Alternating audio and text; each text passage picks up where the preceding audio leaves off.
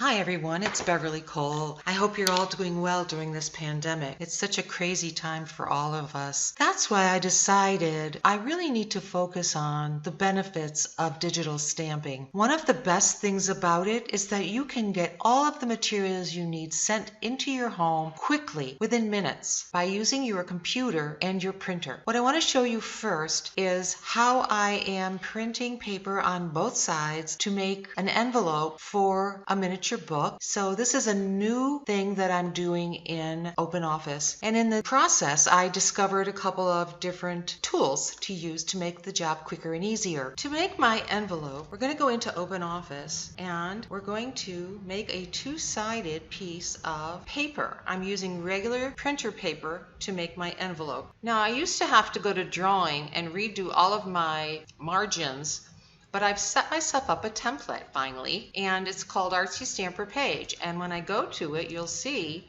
that it has the 1/8 of an inch margin around the paper. I used to go in every time, and this morning I just decided to figure out how to do the template. Something that's probably so easy for someone young is a challenge. And so today, being home by myself, I decided to go ahead and do that, and I did. I figured it out. So I'm going to share it with you now. I'm going to close this, and we'll open it back up again. And instead of going to drawing, I go to templates now, like I showed you. But I'm going to show you how I set it up so you can do the same thing and save yourself the trouble of reformatting your page every time. So we're going to go to drawing. This is to set it up.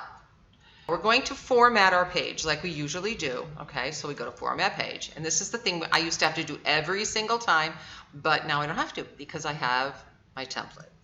So what I would do is I'd make all the margins very small every time, and then I'd hit OK, but because my printer does not do no margin or less than a 1/16 of an inch, it's going to tell me I'm out of print range. And do I still want to apply these settings? No, I don't. So what it did for me though was change this to 1/8 of an inch. So I am going to hit OK, and now I've got that tiny margin. So how do we save this? We go to File, Template, Save. I'll call this one Test 3. OK, and it's under My Templates. That's where I put it. All right, and I'm going to close it, and we're going to open it again. So I'm going to go ahead and open OpenOffice, open. And now we go to Templates, not Drawing. We go to Templates, right? And look what pops up.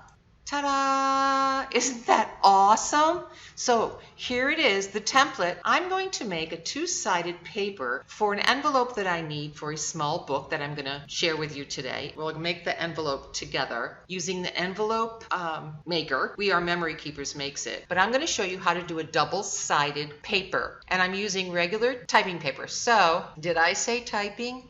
Copy paper. Okay, so we're going to go to Insert, just be like before, Picture from File, and I'm going to go into my sunflower paper pack, and I'm going to choose my yellow sunflower pattern paper, and it'll come up the size that it's saved at. I'm going to use the Shift key so that it stays a square, because I don't want to make my sunflowers look wonky. But I do want to fill up my paper. Boom. I don't have to worry about anything else now. Now this shows the entire thing covered up. It will not come out that way because, like I said, it's going to have that 1/16 of an inch margin, but we're not going to worry about that. We know it's going to happen. Now, you don't insert a page when you're using the drawing. You're going to insert a slide. These are called slides, not pages. Probably because it's a visual thing. It's not typing. Now you can see here we have another page, and I'm going to insert on that page a picture from File, and I'm going to go back to a different paper pack, and I want to use the lace pattern here, vintage lace, and I'm going to do the same thing.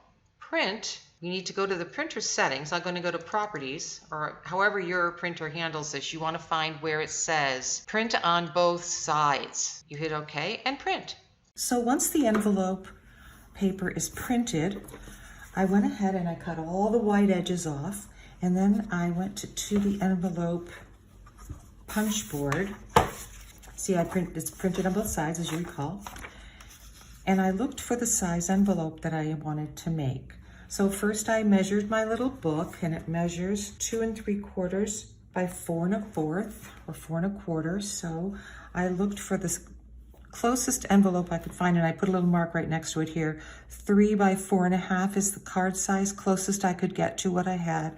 So across here it says that my paper needs to be 6.5 by 6.5. So I went ahead and I cut my paper 6.5 by 6.5 and went back to my punch board with that paper. This is very, very easy, and it comes with directions, but it's really super easy. And there's a lot of other things you can make with this as well, which is pretty exciting to me. So I'm gonna look for, also next to that little line of numbers, there's one that says score line, 2 3/4 inches. So you take your paper and line it up at 2 3/4 inches, 2 3/4, and punch.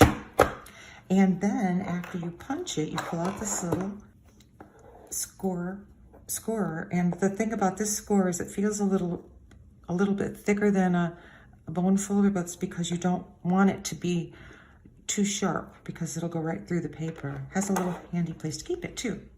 So after you do those two things, you're going to just turn your paper to the left and line up that score line you made with this little nib here, and punch and score. And if you just feel through the paper, I'm using regular paper, as you recall. This is not thick because an envelope isn't thick. So after you do those two things, you're going to turn it again 90 degrees, line up that score line. I don't know if you can see it real well, but it's right here. Punch and score again. You really can't mess this up if you do it according to the directions. But believe me, if you don't do it according to the directions, you end up with this wonky looking thing, because I did that. Apparently I don't know clockwise from counterclockwise. Okay, so that's done. Then on the back is this little place for punching the corners. So you have a corner punch here. You don't need to have an extra corner punch with you if you are going somewhere to work on something. You don't need to bring it because you have it on this board, which is handy to have. And when you're done, you have a nice, neat little pile of scraps. Throw those out. And that's as far as we go. And if it looks like the picture on your board, see, right here,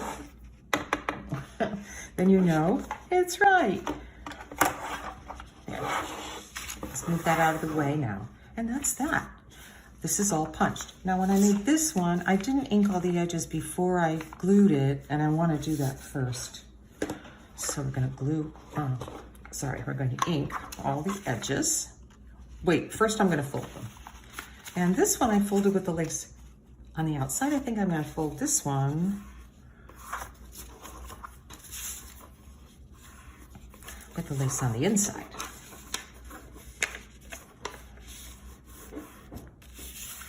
Okay, here we go. You can do that, or you can do that. But I think the bottom looks best if these go in first. Then you have a nice finished bottom. Okay, and then we'll fold this. I'm going to unfold it and ink. I decided that when I was inking that I really do enjoy the outside being this lacy finish, so I'm going to do this one that way as well. So I'm going to do the insides here. I inked the inside edge here. Oh, let me ink the inside edge here as well. Okay, I'm using Vintage Photo.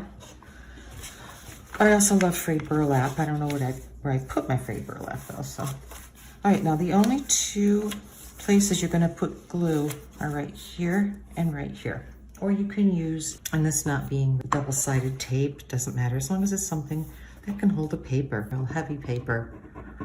I don't think we need to worry too much about it falling apart. So there, that's all the ink we need. I mean, glue that we need. Okay, just compress those down. Of course, you can use a bone folder to make all of your edges nice and crisp, just like a real envelope. Well, this is a real envelope. It's just handmade. It's so pretty. Now, here's my other envelope, and here's my second envelope. Okay. Okay, oh, I do want to ink. I missed that edge. How did I do that? Oh, it's there. It's inked. I just need it to be a little inkier. I just inked ink in the corners. You know how I am about that. I love the extra ink on the corners. Okay, so my little book will slide in here. Now on the front, I decided I'm going to put a label, and I cut this label out from this Jar Labels Sizzix Big's Dies. I love Big's Dies. This one's called Jar Labels. I'm going to use the other side, but you know, you could even use this side. It'll really look cool. Watch. Let's see how this looks. Just ink it up a little bit on this side and put it here, and that would even look pretty. I'm not sure which one I want to use now. Although this one does give a hint of what's inside, and it does match the book, but I think I'm going to use this one. I like that a lot. Okay, so just to make it fancy, we're going to use this label and attach it. Make sure, it doesn't really matter if it's up or down, it's the same. But depending on what kind of label you use, if it's got different directions, you're going to want to make sure you put it right side up. And there's that beautiful label.